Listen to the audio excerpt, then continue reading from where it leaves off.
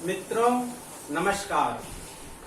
आज हम पढ़ेंगे 12वीं biology 6th chapter molecular basis of inheritance, वंशागतिकी का आणविक आधार।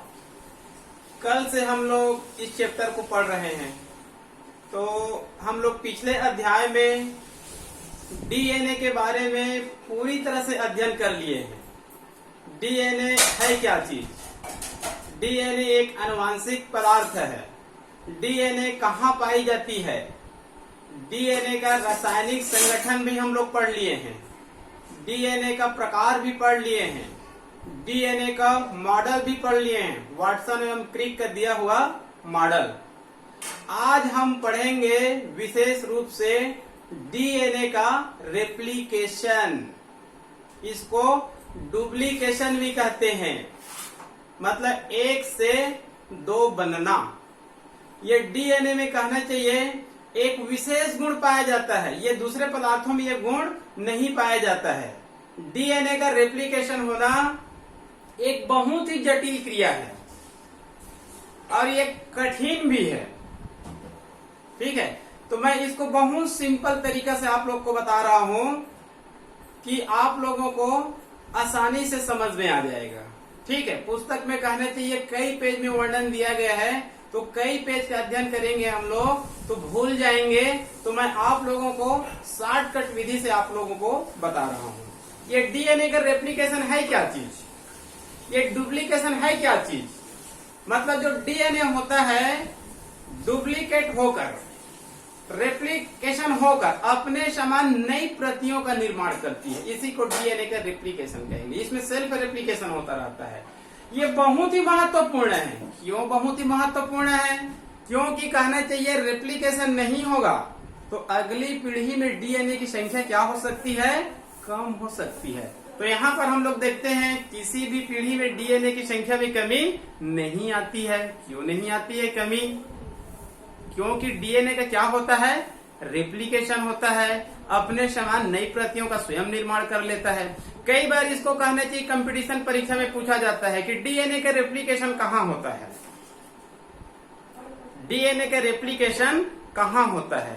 तो इसका हम लोग विस्तृत अध्ययन नहीं करेंगे, क्योंकि इसका विस्तृत अध्ययन हम लोग 11वीं में कर लिए हैं। लेकिन आप लोगों को एक शब्द बताना चाहता हूं कि डीएनए के रेप्लिकेशन जो सेल साइकिल होता है, कोशिका चक्र होता है, उसमें दो अवस्था होती है।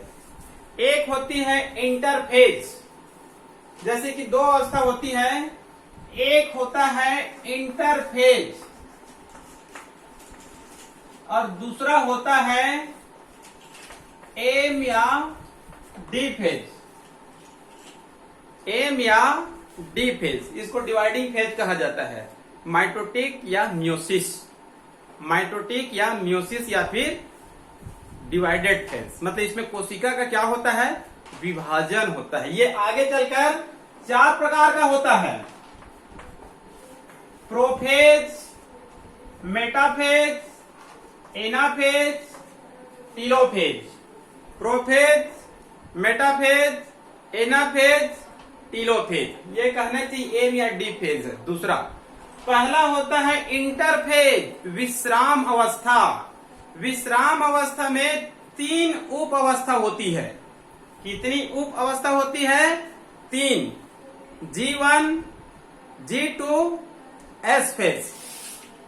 पहला है G1 और दूसरा है S फेज और तीसरा है G2। इसमें 3 उप अवस्था होती है, याद रखेंगे। G1, G2 दोनों के बीच में होती है S फेज। S फेज में ही कहना चाहिए डीएनए का रेप्लिकेशन होता है। मतलब इंटरफेज के S अवस्था में ही कहना चाहिए डीएनए का क्या होता है?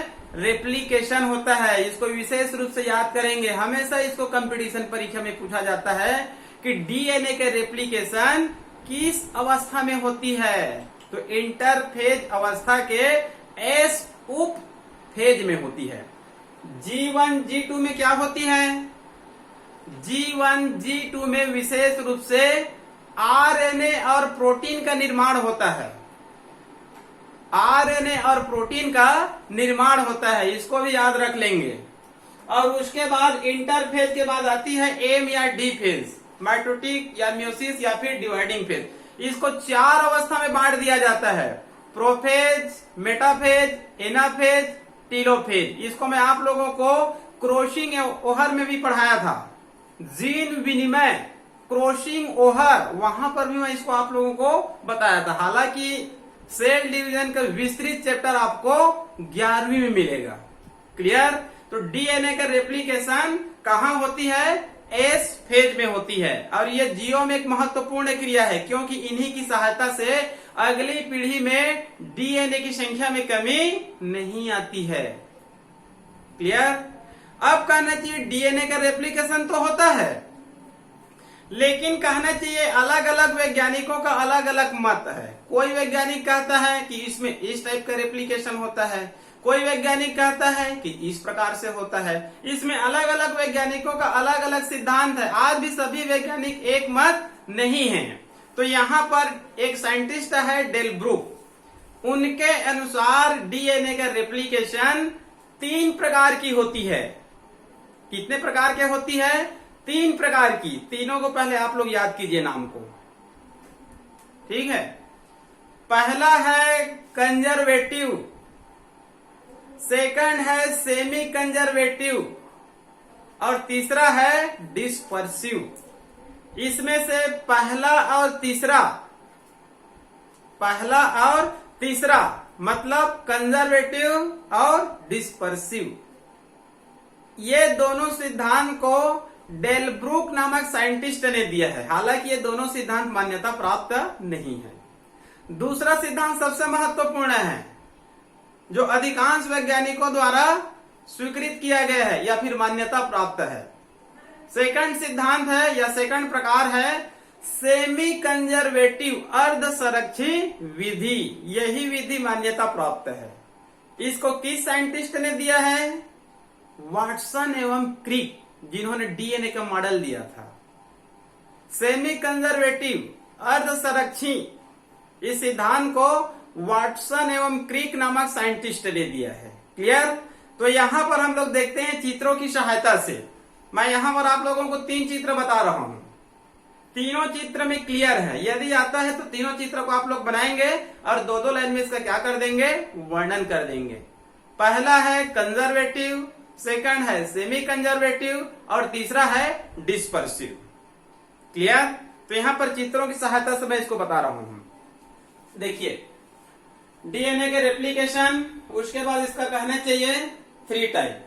ये पहला है, ये सेकंड प्रकार है, ये थर्ड प्रकार है। यह नीचे मैं नाम लिख दिया हूं। ये कहना चाहिए कंजर्वेटिव संरक्षी, सेमी कंजर्वेटिव अर्ध संरक्षी और तीसरा है dispersive. Clear? Conservative, semi conservative और डिस्पर्सिव। ये जो पहला है और ये तीसरा है, ये इसको डेल ब्रूक नामक साइंटिस्ट ने दिया है।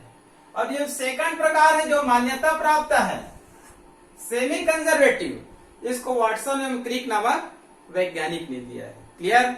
इस चित्र को ध्यान से देखेंगे, यही चित्र आपको अधिकांश बुकों में मिलेगा। तो इसी चित्र को मैं बनाया हूं ताकि आप लोग कंफ्यूज ना हो। ये देखिए, ये पहला चित्र किसका है? डीएनए का है।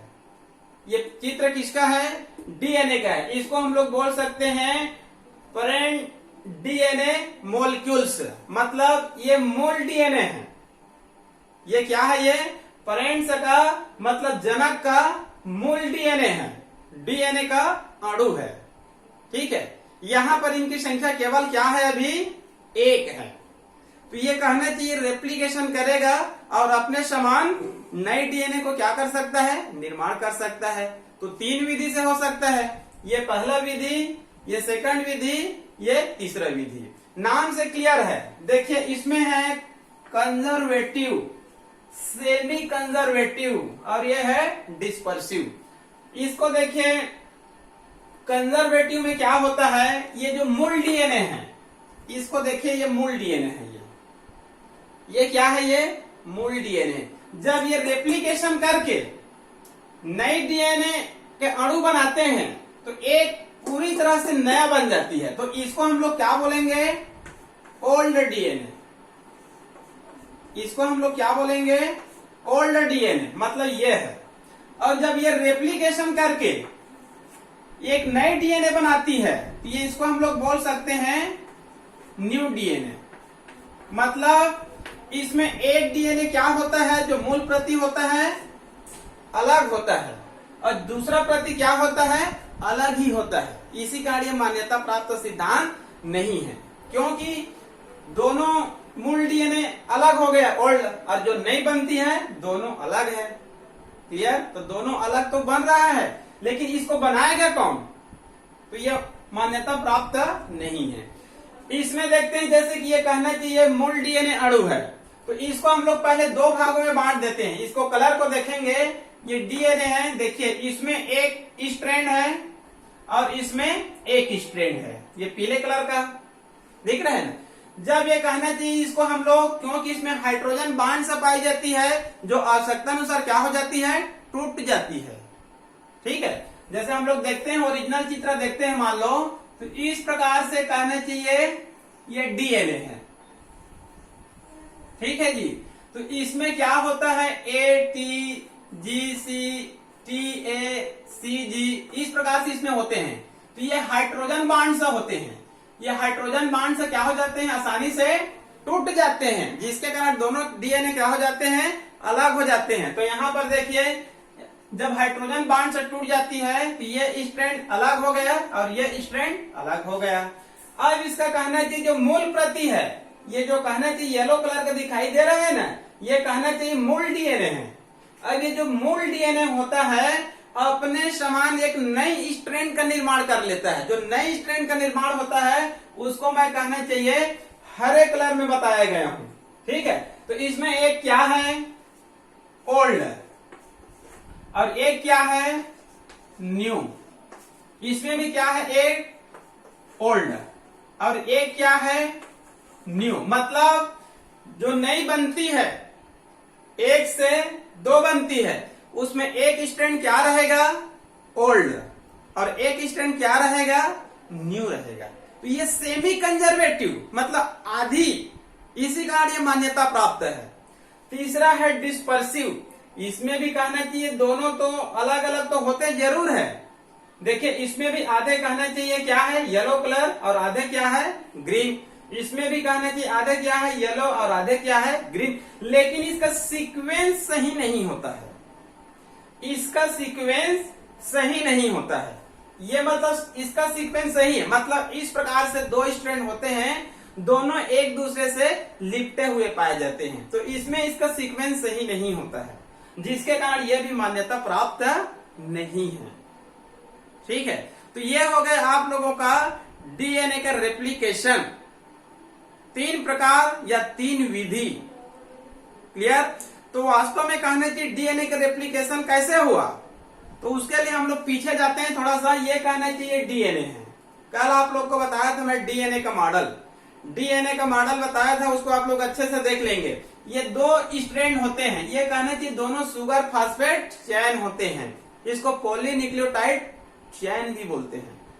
दोनों स्ट्रैंड, दो स्ट्रैंड होते हैं, दोनों स्ट्रैंड एक दूसरे से कुंडलित होती है और एक दूसरे से जुड़े हुए पाए जाते हैं। दोनों एक दूसरे के एंटी पैरेलल होते हैं। एक 5 से प्रारंभ होती है तो 3 एंड में समाप्त होती है, एक 3 एंड से प्रारंभ होती है तो 5 एंड में समाप्त होती है।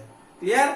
और दोनों स्ट्रैंड के बीच में नाइट्रोजन बेस पाई जाती है, ए टी, टी ए, जी सी, सी जी। ठीक है, तो ये कहना चाहिए यहाँ पर हाइड्रोजन बांड से पाई जाती है, और ये हाइड्रोजन बांड से क्या होती है, कमजोर होती है। तो ये हाइड्रोजन बांड से क्या हो जाती है, टूट जाती है। तो हाइड्रोजन बांड से जब टूट जाती है तो दोनों स्ट्रैंड क्या हो जाती है, एक दूसरे से अलग अलग हो जाती है। मतलब ये स्ट्रैंड अलग हो गया और ये स्ट्रैंड अलग हो गया। ठीक है, तो हमको पहले से पता है कि वास्तव में डीएनए किस पदार्थ से बना होता है। डीएनए मुख्य रूप से कहना चाहिए 3 पदार्थों से मिलकर बना होता है। एक होता है प्रथम नाइट्रोजन बेस, ये दो प्रकार का होता है, प्यूरिन और pyrimidine। और ये चार प्रकार के होते हैं, पहला दो प्रकार और दूसरा दो प्रकार, कुल मिलाकर चार, मतलब adenine, guanine, cytosine, thymine. Adenine, guanine, cytosine, thymine, मतलब नाइट्रोजन बेस पहला पदार्थ। दूसरा पदार्थ होता है डीऑक्सीराइबोस शर्करा, और तीसरा पदार्थ होता है फास्फोरिक एसिड।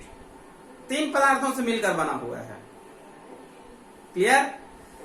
और ये डीएनए कहां पाई जाती है? केंद्रक के अंदर गुणसूत्र में, केंद्रक के अंदर गुणसूत्र में पाई जाती है। इसको छोड़कर कुछ सेल ऑर्गन में भी पाए जाते हैं, माइटोकॉन्ड्रिया और क्लोरोप्लास्ट में भी पाए जाते हैं, लेकिन ज्यादा मात्रा में नहीं पाए जाते हैं। ठीक है, तो कुल मिलाकर ये जो तीन पदार्थों से मिलकर बना हुआ है, ये केंद्रक के अंदर भी पाई जाती है और केंद्रक के बाहर भी पाई जाती है। तो ये जब दोनों स्ट्रैंड जब एक दूसरे से अलग होते हैं तो अपने खोए हुए पदार्थ को प्राप्त करेंगे कि नहीं करेंगे? ऑटोमेटिक प्राप्त कर लेंगे। मतलब इसको हम लोग दो भागों में बांट दिए, दो भागों में इसको क्या कर दिए? बांट दिए। तो इनमें कहना चाहिए, जैसे कि एक उदाहरण है, इनमें ए आ गया तो इसमें टी चला गया, इसमें सी आ गया तो इसमें जी आ गया। जब रेप्लिकेशन के माध्यम से नया डीएनए बनाती है तो ये टी क्या बना लेगा? ए बना लेगा। ये सी क्या बना लेगा? जी बना लेगा। ये टी क्या बना लेगा? ये बना लेगा। ये जी क्या बना लेगा? सी बना लेगा। तो इस प्रकार से कहना चाहिए अपने खोए हुए पदार्थों को पुनः प्राप्त कर लेता है। हालांकि एक मूल प्रति होता है और एक रेप्लिकेटेड प्रति होता है, लेकिन कुल मिलाकर डीएनए में सेल्फ रेप्लिकेशन होता है और अपने समान नई प्रतियों को क्या कर लेता है? वो निर्माण कर लेता है। इसी को हम लोग क्या बोलेंगे? डीएनए का रेप्लिकेशन। समझ में आ रहा है ना? ये हो गया आप लोगों का डीएनए का रेप्लिकेशन। क्लियर? पुस्तक में देख लेंगे इस चित्र को, ये भी आईएमपी क्वेश्चन है। उसके बाद इनका विस्तृत अध्ययन और करेंगे। अभी ये तो केवल कहना चाहिए आउटलाइन टाइप का अध्ययन है। डीएनए का रेप्लिकेशन जो कानबर्ग नामक साइंटिस्ट ने किया है ई कोलाई नामक बैक्टीरिया में, उसका रेप्लिकेशन और देखेंगे। वो जटिल प्रक्रिया, ये तो बहुत सिंपल है, इसमें तो ज्यादा जटिल प्रक्रिया नहीं है। क्लियर? अब हम लोग देखेंगे डीएनए के रेप्लिकेशन में वास्तव में किन किन एंजाइमों की आवश्यकता पड़ती है, किन किन एंजाइमों की आवश्यकता पड़ती है। तो एक प्रसिद्ध वैज्ञानिक का नाम है कॉनबर्ग। ये जेनेटिक्स के बहुत बड़े वैज्ञानिक है कॉनबर्ग। कॉनबर्ग नामक साइंटिस्ट ने ई कोलाई नामक बैक्टीरिया में, ई कोलाई कल भी बताया था, जेनेटिक्स में अधिकांश उपयोग में लाया जाने वाला बैक्टीरिया होता है ई कोलाई। एक और बैक्टीरिया होता है एग्रोबैक्टीरियम टूमिफेसियंस। ई कोलाई नामक बैक्टीरिया पर सबसे ज्यादा रिसर्च हुआ है, वो हमारे वो बड़ी आंत में पाई जाती है। तो कॉनबर्ग नामक साइंटिस्ट ने ई कोलाई नामक बैक्टीरिया में डीएनए का रेप्लिकेशन कैसे होता है, ई कोलाई नामक बैक्टीरिया में डीएनए का रेप्लिकेशन कैसे होता है, उसका अध्ययन किया। और अध्ययन करने के बाद बताए कि डीएनए की रेप्लिकेशन में कम से कम 5-6 एंजाइम अति आवश्यक होते हैं। यदि ये एंजाइम नहीं पाए जाएंगे तो डीएनए के रेप्लिकेशन प्रभावित होगा। तो इन्होंने कहना चाहिए 6 एंजाइम के नाम बताए हैं, और इन 6 एंजाइम का नाम कॉनबर्ग एंजाइम भी कहा गया है। कई बार नीट में पूछा गया है कॉनबर्ग एंजाइम का नाम बताइए, क्योंकि इन्हीं ने कहना चाहिए डीएनए रेप्लिकेशन का अध्ययन ई कोलाई नामक बैक्टीरिया में किया था। तो इन एंजाइमों को क्या नाम दे दिया गया है? कॉनबर्ग एंजाइम। तो आप लोगों को मैं 6 एंजाइम का नाम बता रहा हूं और एक एक उसका कार्य बता रहा हूं, यह बहुत महत्वपूर्ण है।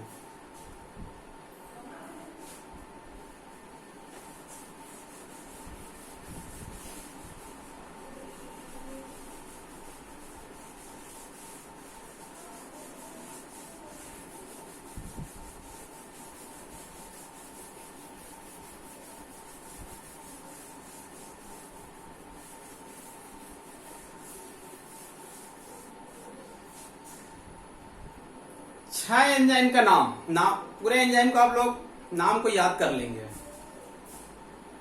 पहला एंजाइम का नाम है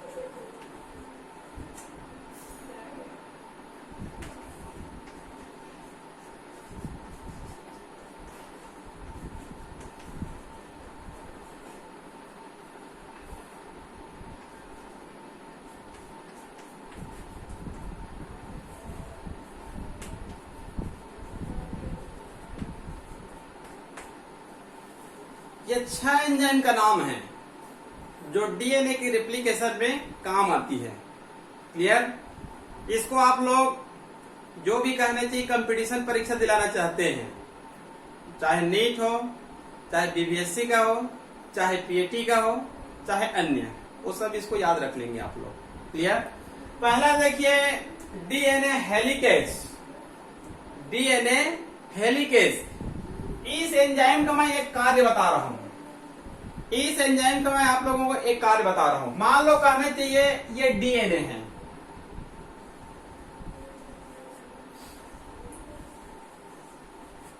ये क्या है? डीएनए है।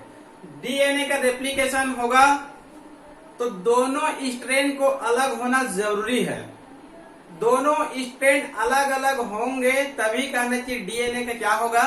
रेप्लिकेशन होगा। क्लियर? तो ये कहना चाहिए एक दूसरे से लिपटे हुए पाई जाती है, मतलब ये अभी कुंडलित है। तो इस कुंडलित को अकुंडलित कौन करेगा? मतलब दोनों को एक दूसरे से कौन अलग अलग करेगा? उसका नाम है डीएनए हेलिकेज। डीएनए हेलिकेज नामक एंजाइम एक ऐसा एंजाइम है जो डीएनए के अणु जो एक दूसरे से लिपटे हुए पाए जाते हैं, एक दूसरे से कुंडलित होते हैं, उन दोनों को क्या करता है? अलग करता है। इसी कारण इसका दूसरा नाम होता है डीएनए अनवांडेज। डीएनए अनवांडेज।